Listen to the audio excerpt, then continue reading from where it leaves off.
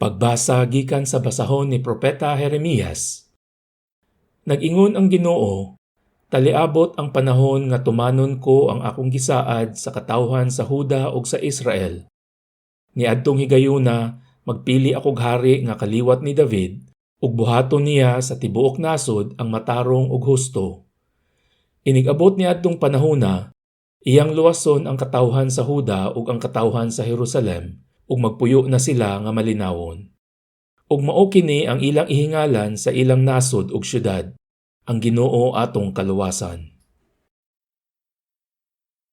Pagbasa gikan sa unang sulat ni San Pablo ngadto sa mga taga-Tesalonika. Hinaot unta nga ang Ginoo magdugang sa inyong gugma sa usag-usa ug sa tanang tawo, ug mahimong sama kadako sa among gugma kaninyo.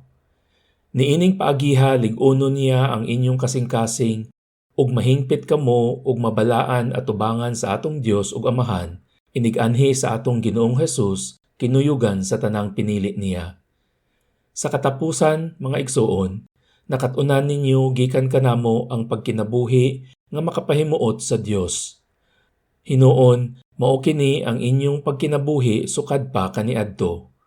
Ug karon sa ngalan sa Ginoong Hesus, naghangyo kami ug nag-awhag kaninyo sa pagkinabuhi ug labi pang makapahimuot sa Dios.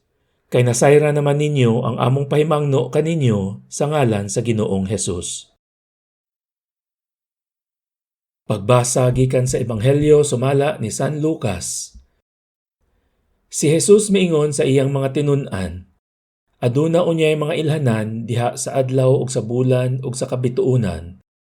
Kawad-an sa paglaom ang mga nasod ug mga lisang sila sa dinaguok sa dagat ug sa nagpungasi nga mga balod.